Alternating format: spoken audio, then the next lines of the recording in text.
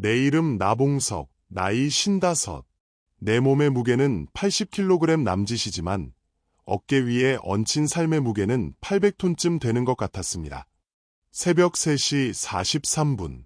낡은 침대 위, 천장을 응시하는 이 순간만이 내가 나일 수 있는 유일한 시간이었습니다. 방 한 구석, 먼지 낀 오래된 가족 사진이 놓여 있습니다. 앳된 나를 안고 있는 아버지의 눈이 어쩐지 슬프게 웃고 있었죠. 나는 습관처럼 일어나 벽에 걸린 멈춰버린 시계를 만져봅니다. 어릴 적 아버지가 만져주면 작동했던 시계인데 지금은 영원히 고장나 있는 채로 있습니다. 나는 이 땅의 가장 평범한 노동자였습니다. 흙먼지를 뒤집어 쓰고 몇 킬로인지 알 수 없는 철근을 나릅니다. 나는 아버지처럼 하늘을 날지는 못합니다. 인간이 하늘을 나는 건 말이 안 되죠. 다만 힘이 세고 늙지 않고 다치지 않고 치유하는 능력을 물려받았지만 그 능력을 쓴 만큼 고통이 찾아옵니다. 그러던 어느 날 소규모 빌라 신축 현장에서 25톤 카고 크레인이 무너지는 사고가 발생했습니다. 1층에서 비계 철거 작업을 하던 나는 이성을 잃고 본능적으로 달려갔습니다. 그 짧은 시간은 나에게 영원처럼 길게 느껴졌고 단 1초를 당기기 위해 숨을 참고 내달렸습니다. 나는 허름한 작업복 등 뒤로 쓰러진 크레인의 붐대를 받쳐냈습니다. 붐대는 굉음을 내며 잠시 1m가량 솟아올랐고 동료들은 깔려있던 동료들을 끄집어냈습니다. 하지만 붐대를 일으킬 때 받은 충격 때문인지 곧 2차 붕괴가 일어났습니다.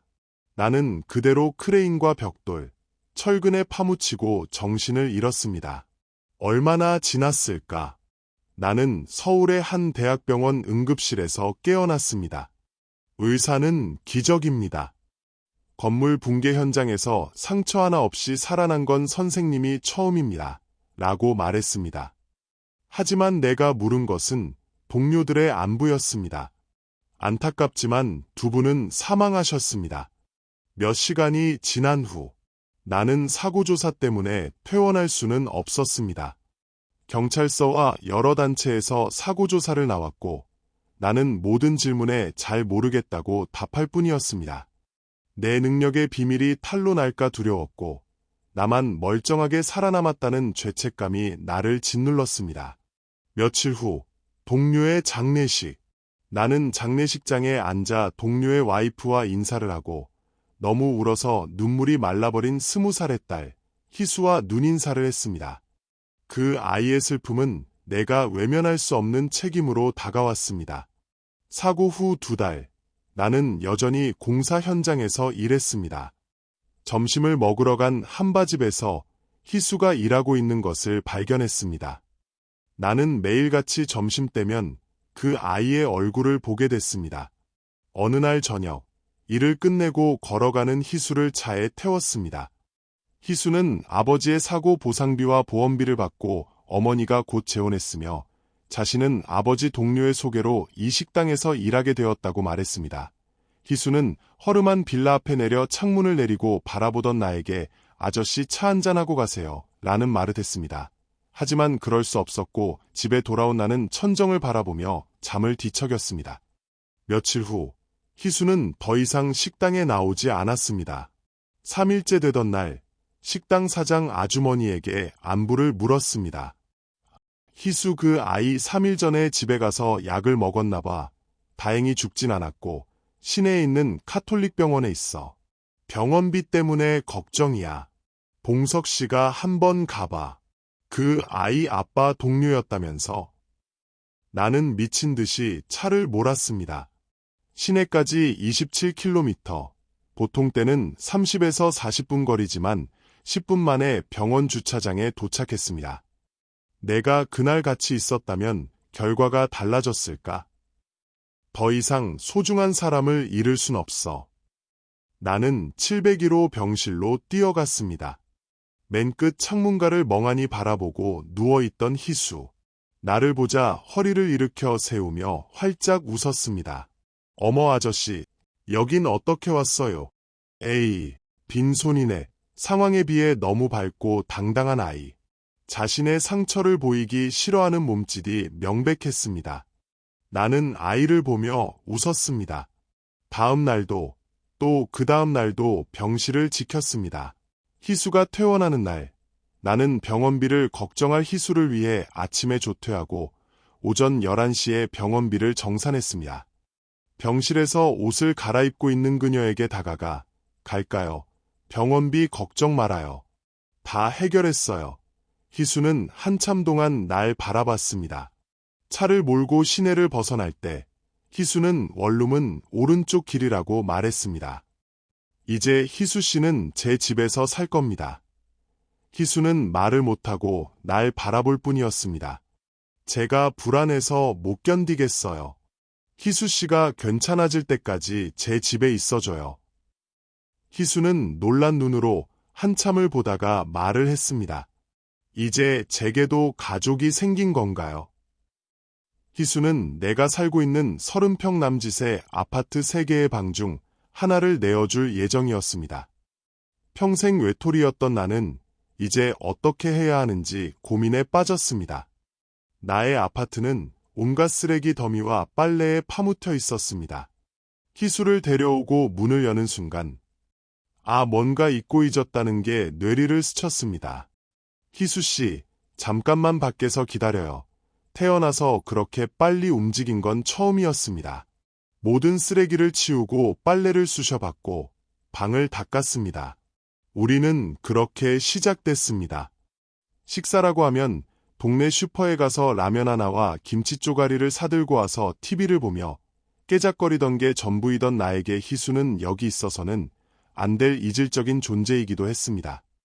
다음 날, 가전제품 구입부터 백화점 쇼핑까지 정신없는 에너자이저 희수.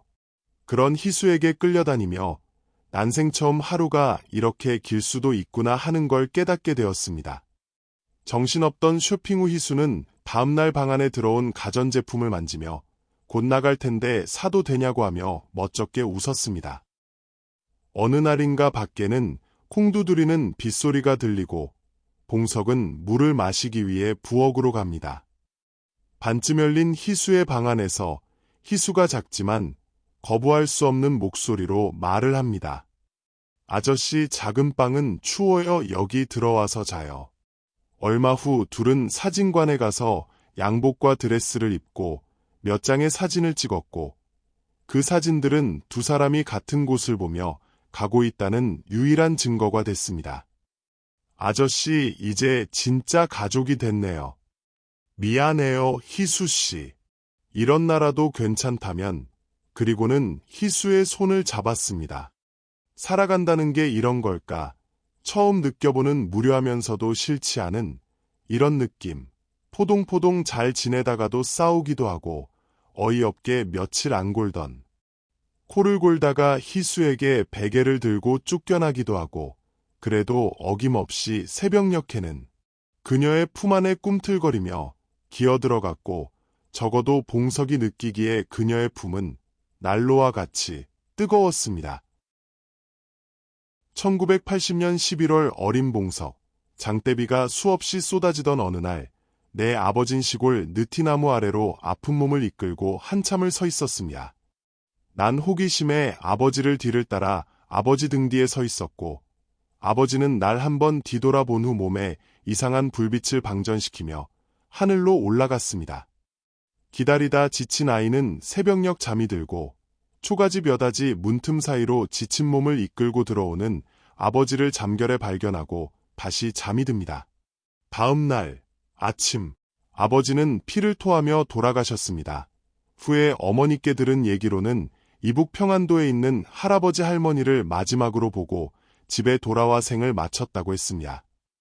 그렇게 긴 시간 동안 북한 주민의 강제 이주로 할아버지, 할머니 주소지를 못 찾다가 마지막 순간에 만주의 민간 브로커에게 소식을 전해 듣고 갔다고 합니다. 그 후 어머니는 가끔 방 한켠에서 흐느껴 우시곤 했습니다. 그런 어머니를 보며 이불 속에서 어린 봉석은 왜 눈에서 눈물이 쏟아지는지 모른 채 흐느껴 울었습니다. 몇 년의 시간이 흘렀을까 더 이상 눈물을 보이지 않게 된 어머니는 언제부턴가 시간 날 때마다 소주병을 사들고 오셨고 봉석이 19살 되던 해에 갑작스럽게 돌아가셨습니다. 그렇게 수십 년의 세월, 전기세, 학교 갈 차비도 없던 봉석은 건설 현장을 전전해야 했습니다. 친구들이 대학을 가고 취직을 하고 동창회에 참가할 때도 고3을 미처 마치지 못한 봉석은 그곳에 낄 수도 없었습니다. 초가집을 뒤로하고 돈을 벌러 무작정 집을 나서던 그때의 기억. 아버지에게 물려받은 튼튼한 몸은 추위를 타지 않았고 다치지도 않았지만 봉석은 뼈가 시리게 추웠고 아팠습니다. 혼자 남는다는 건 그런 겁니다. 희수를 보호하고 싶다는 생각은 이런 성장 과정 때문이었는지 모릅니다. 그녀와 세대는 많이 다르지만 여전히 아픈 사람은 많고 그 중에서도 더 마음이 쓰이는 사람, 특별히 더 마음이 쓰이는 사람이 희수라는 아이입니다. 1979년 어느 날 아버지는 한 사람을 만났습니다. 그 사람은 여러 수행원들과 함께 헬기를 타고 서산의 어느 시골 마을 모래해변에 내렸고 멀리서 걸어오는 한 무리 속의 우두머리로 보이는 이 사람은 미처 알아보지 못한 동네 주민들과 인사를 나눴습니다. 주민들을 뒤로하고 그는 수행원들과 함께 아버지의 초가집 마당에 다가와 아버지를 불렀습니다. 나 선배님, 선배님 안에 계세요. 아버지는 작고 왜소한 방문을 열고 밖을 내다봤습니다. 아니, 각하께서 어쩐 일이십니까? 두 사람은 한참 동안 얘기를 나누었고 30분가량 지났을 때 그는 헬기를 타고 돌아갔습니다. 얼마 후 나라에 큰 변고가 일어났습니다. 아버지는 하루 종일 방 안에 나오지 않고 흐느껴 울었습니다. 아마도 곁을 지켜달라는 부탁을 거절한 게 한으로 남았나 봅니다. 하지만 그는 그럴 수 없었습니다. 자신에게 시간이 얼마 없다는 걸 알았을 테니까요. 그 후 그 시골 동네는 비밀리에 잠수함 기지를 만들려던 대통령의 계획은 중단되었고 정권이 바뀌며 10여 년 후 석유화학 단지가 들어오게 됩니다. 2025년 봉석은 어떤 건물 붕괴 사고 이후 국가정보원의 주목을 받게 됩니다. 먼저 냄새를 맡은 것은 유튜버 제이였습니다. 온갖 가십거리, 연예인 사건 사고, 조회수 나올 만한 건 전부 빨아들이던 유튜버 제이는 수개월 전 있었던 건물 붕괴 사고의 현장 CCTV 영상을 비밀리에 입수하게 되었고 이걸 자신의 컨텐츠에 업로드하며 이슈거리로 만들었습니다. 그는 봉석의 영상이 너무 어이가 없는 장면이라 실제로 만나서 사실 확인을 하고 싶어 했고 그 만남의 디데이까지 날짜를 세며 시리즈로 영상을 올리고 있었습니다. 자, 여러분 믿을 수 없는 영상이 올라왔습니다.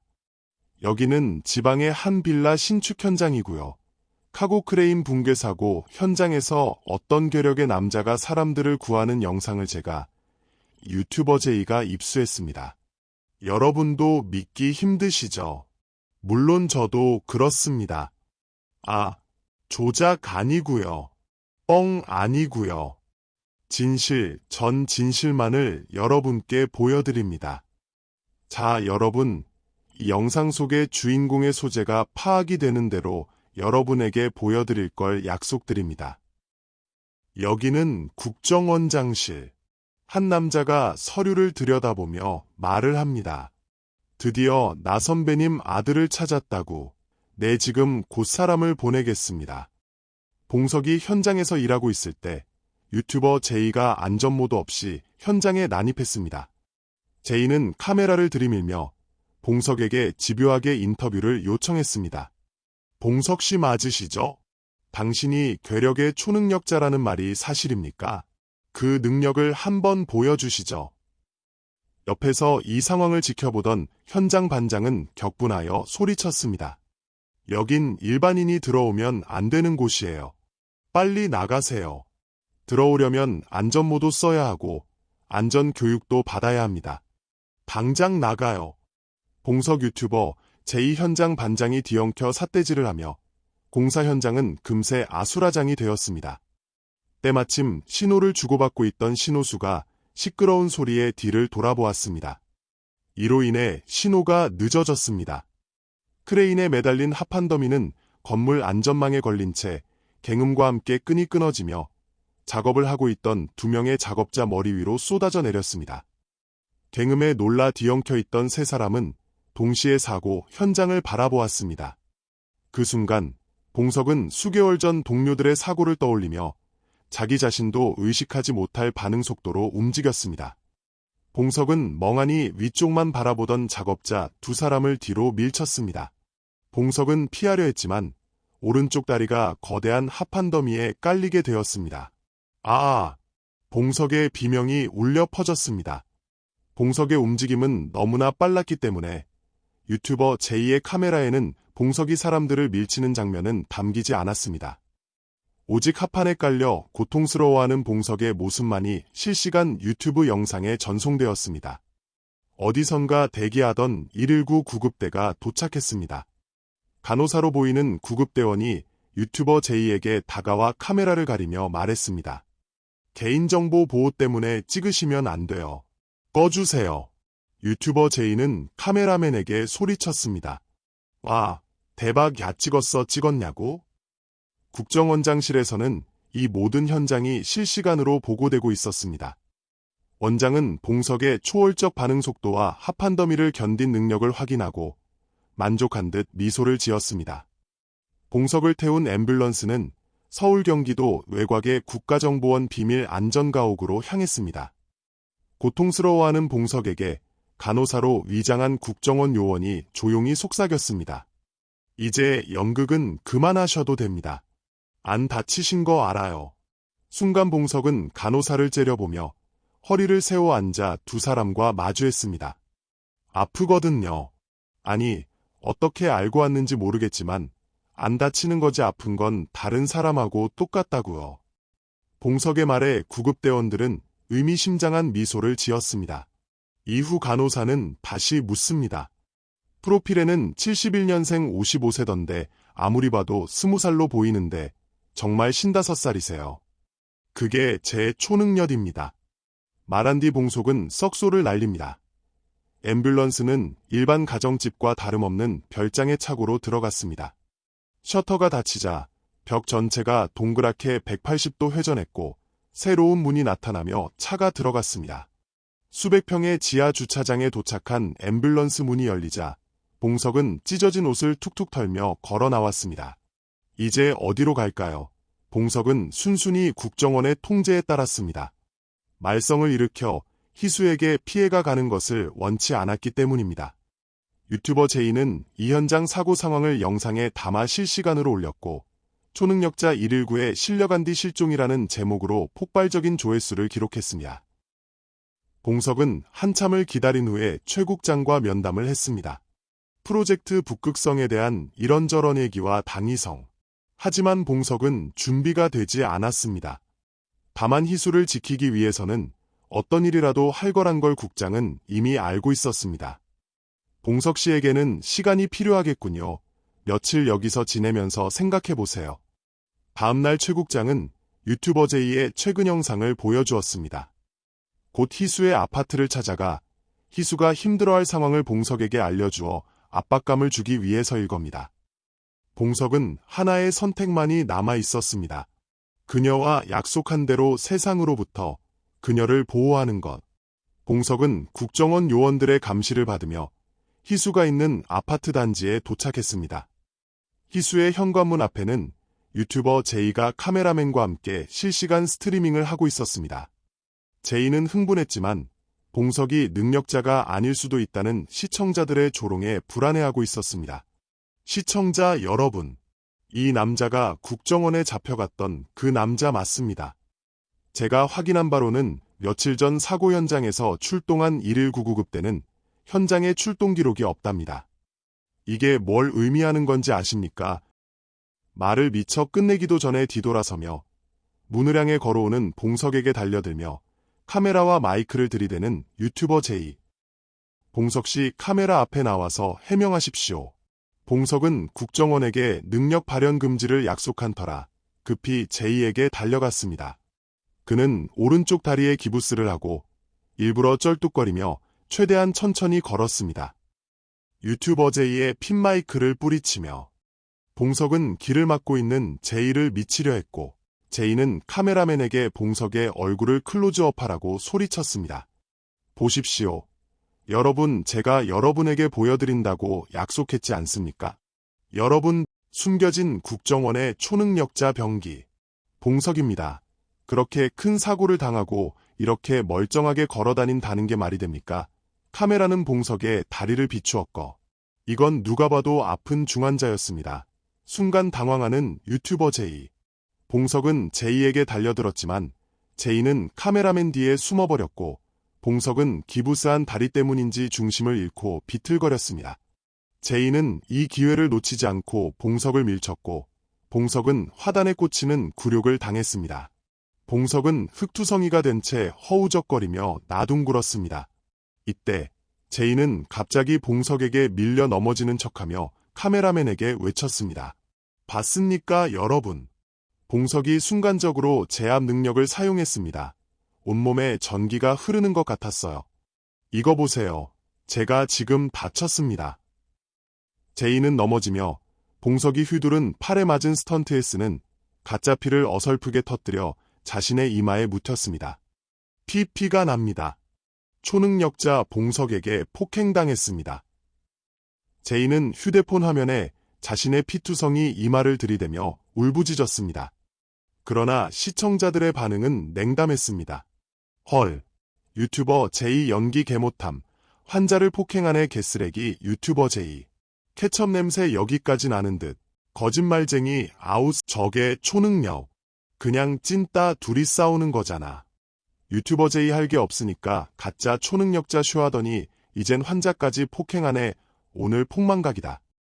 유튜버 제이는 오히려 거짓말을 하는 사람으로 몰리면서 신뢰를 잃었고 봉석의 초능력 얘기는 국정원 파리 사기극으로 치부되며 관심 밖으로 밀려났습니다. 그때 문이 열리고 희수가 조용히 나왔습니다. 그녀는 봉석을 걱정하는 눈빛으로 바라보았고 봉석은 흙투성이인 채로 희수에게 달려갔습니다. 그때 기부스한 발로 멀쩡히 걸었고 순간을 놓치지 않던 유튜버 제이는 저거 보십시오. 다친 발로 걷고 있습니다. 여러분, 저 봉석이란 자가 사기꾼, 국정원 요원입니다. 카메라는 봉석의 다친 발을 찍기 시작했고 쩔뚝거리며 아픈 표정으로 희수에게 걸어갔습니다. 댓글창에 다시 난리가 났습니다. 와 끝까지 인성보소. 왜 아픈 사람을 자꾸 건드리냐 제이. 이 인성 쓰레기야. 봉석은 문에 기대어 말했습니다. 희수씨 미안해요. 내가 당신을 힘들게 하네요. 봉석이 희수를 안으려는 순간 방송을 보고 있던 한 시청자의 댓글이 화면을 가득 채웠습니다. 오랜만에 보는 로맨스. 누구랑은 많이 다른 듯. 축하와 감동, 질투의 댓글이 폰화면을 가득 채우고 두 사람은 조용히 아파트로 들어갔습니다. 원장은 이 상황을 실시간으로 보고 있었습니다. 봉석에 대한 대중의 관심은 사라졌지만 희수를 이용한 봉석 통제 시나리오가 성공할 가능성을 확인했습니다. 국장은 즉시 현장 요원들에게 지시를 내렸습니다. 봉석과 희수를 즉시 안전시설로 이송해. 그리고 유튜버 제이와 카메라맨을 잡아들여. 아니지, 일을 이렇게 처리할 게 아니지. 제이를 홍보팀으로 연결해. 국정원 요원들이 움직여 봉석과 희수를 보호하며 차량에 태웠습니다. 봉석은 자신이 희수를 지킬 수 있는 유일한 방법은 국정원의 보호를 받는 것임을 깨닫고 순순히 따랐습니다. 유튜버 제이는 카메라맨과 함께 국정원 요원들에게 체포되었고 제이의 방송은 구독자가 반토막이 되었습니다. 국정원에 잡혀온 유튜버 제이는 며칠간의 신문을 거쳐 충격적인 제안을 받았습니다. 국가안보 위해 행위자로 감옥에 가거나 아니면 국정원의 공식적인 홍보팀장이 되어 국정원을 옹호하고 새로운 경호팀을 홍보하는 것이었습니다. 일종의 나팔수. 아니, 국장님 다 좋은데 국가안보 위해라니요. 전 그냥 일개 유튜버일 뿐이라고요. 유튜버 제이의 외침은 국정원 지하 신문실에 들리지 않는 외침이 되었습니다. 제이는 즉시 국정원 홍보팀장 자리를 선택했습니다. 그는 조회수와 명예에 목마른 사람이었습니다. 며칠 후 유튜버 제이의 채널에 새로운 라이브 방송이 떴습니다. 최대한 드러나지 않게 국가 정책과 경호실, 정책을 찬양하고 홍보하는 일이었지만 유튜버 제이는 여전히 가십거리를 쫓을 뿐이었고 가끔 국정원에서 오는 활동비가 입금되는 며칠간만 그들이 원하는 홍보성 컨텐츠가 제작되었습니다. 그러던 어느 날 그는 박 실장에게 물었습니다. 혹시 저도 공무원 연금 나오나요? 유튜버 제이의 구독자는 반토막에서 약간 회복한 상태, 120만 명을 찍고 있었습니다. 한편 여기는 안전가옥, 봉석은 최 국장을 만나고 있었습니다. 봉석 씨는 팀장이 될 겁니다. 몇 개월 동안 대통령 경호에 대한 교육을 받게 될 거고 7인 경호팀의 팀장이 될 겁니다. 지금 남아있는 6인에 대한 검증과 테스트가 진행 중이고 그들이 원하던 원치 않던 우리 팀에 합류하게 될 겁니다. 또한 그들이 원하는 가족 3인에 대해 안전가옥 생활이 보장되고 어떠한 지원도 할 것이며 안전이 보장될 것입니다. 그건 볼모를 잡는 게 아닌가요? 대통령을 지키는데 당신들은 목숨을 바칠 테고 그들의 유일한 약점을 보호하는 게 국가에서 해야 할 책무입니다. 7인 경호대, 누가 죽더라도 끝까지 국가가 그의 가족을 책임질 것입니다. 그러니까 그게 그냥 볼모 아니냐고요. 다시 봉석이 묻자 국장은 말을 이어갑니다. 당신들은 국가공무원법의 보호를 받으며 어떠한 경우에도 국가는 당신들을 버리지 않습니다. 봉석은 최 국장을 바라보며 말을 합니다. 공무원은 철밥통이라고 하던데 이제 보니 그냥 말을 하는 신기한 벽이네. 여기는 안전가옥. 문을 열고 봉석이 들어옵니다. 봉석이 들어오고 소파에 앉아 디지털로 구현된 정원을 보고 있던 희수를 보며 말을 합니다. 미안해요. 일이 이렇게 돼서. 봉석이 말을 잇지 못하자 희수가 말을 합니다. 난 아저씨만 있으면 돼요. 아저씨가 있으면 그곳이 우리 집이에요. 희수는 봉석을 안으며 미소 짓습니다. 안전가옥이 멀리서 보이는 시골 풍경, 희수의 소리가 크게 들립니다. 아저씨 집에 빨래 안 널고 왔어요. 어떻게 해요? 봉석의 7인 경호대는 이렇게 시작되었습니다. 프로젝트 북극성 나봉석편 1979년 대통령이 계획하던 7인 경호대는 몇 발의 총탄으로 사라졌습니다. 이제 수십 년의 세월이 지나 다음 세대에 그 꿈을 이어가려 합니다.